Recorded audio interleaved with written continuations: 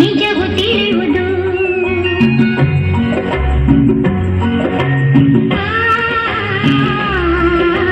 ದೂರದಲ್ಲೊಂದು ಕಾಡಿತ್ತು, ಕಾಡಲ್ಲಿ ಒಂದು ಮನೆಯಿತ್ತು, ಮುಂಗುಸಿಯೊಂದು ಅಲ್ಲಿತ್ತು, ಮನೆಯನ್ನು ಕಾವಲು ಕಾಯ್ತಿತ್ತು.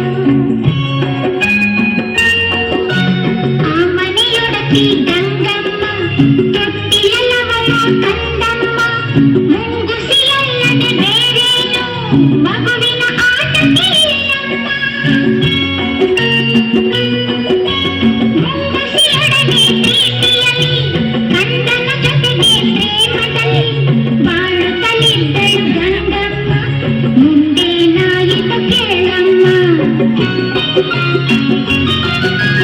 ಮನೆಯಲ್ಲಿ ನೀರು ಮುಗಿದಿರಲು ಮೇಲೆ ಬೇರೆ ಯಾರಿಲ್ಲ, ಮಗುವಿಗೆ ಯಾರೂ ಜೊತೆಯಿಲ್ಲ. ತೊಟ್ಟಲ ಬಳಿಯೇ ಕಾವಲಿರು, ಹೊರಗಡೆ ಎಲ್ಲೂ ಹೋಗದಿರು. ಗಂಗೆಯ ಹೊಳೆಗೆ ಹೊರಟಾಗ ಬೇಲಿಯಲ್ಲಿದ್ದ ಕರಿನಾಗ.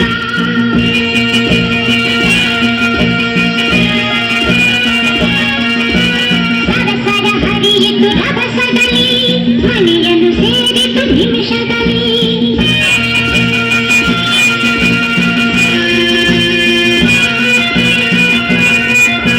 ಮುಂಗಿಸಿ ನೋಡಿತು ಹಾವನ್ನು, ತೊಟ್ಟಿಲ ಬಳಿಗೆ ಬರುವುದನ್ನು.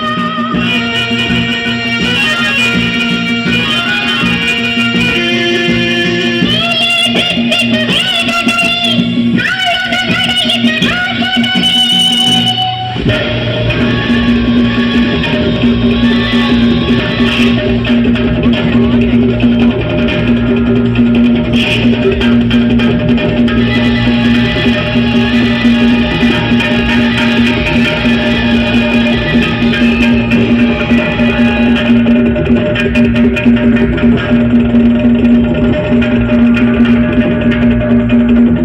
ಸೋತಿತು ಹಾವು ಜಗಳದಲ್ಲಿ, ಮುಂಗುಸಿ ಗೆಲುವಿನ ಹರುಷದಲ್ಲಿ.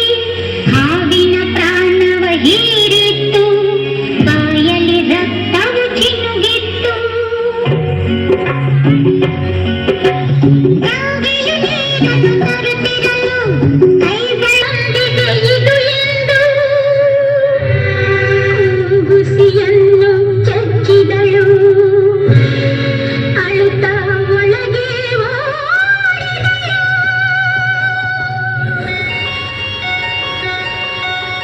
ತೊಟ್ಟಿಯ ಕಂದನು ನಗುತ್ತಿತ್ತು, ನೆಲದಲ್ಲಿ ಹಾವು ಸತ್ತಿತ್ತು. ದುಡುಕಿದ ಬುದ್ಧಿಗೆ ಬಲಿಯಾಗಿ ಮುಂಗುಸಿ ಕಥೆಯೂ ಮುಗಿದಿತ್ತು. ಕೇಳಿದ್ದು ಸುಳ್ಳಾಗಬಹುದು, ನೋಡಿದ್ದು ಸುಳ್ಳಾಗಬಹುದು. ಕೇಳಿದ್ದು ಸುಳ್ಳಾಗಬಹುದು, ನೋಡಿದ್ದು ಸುಳ್ಳಾಗಬಹುದು. ನಿಧಾನಿಸಿ ಯೋಚಿಸಿದಾಗ ನಿಜವು ತಿಳಿಯುವುದು. ನಿಧಾನಿಸಿ ಯೋಚಿಸಿದಾಗ ನಿಜವು ತಿಳಿಯುವುದು.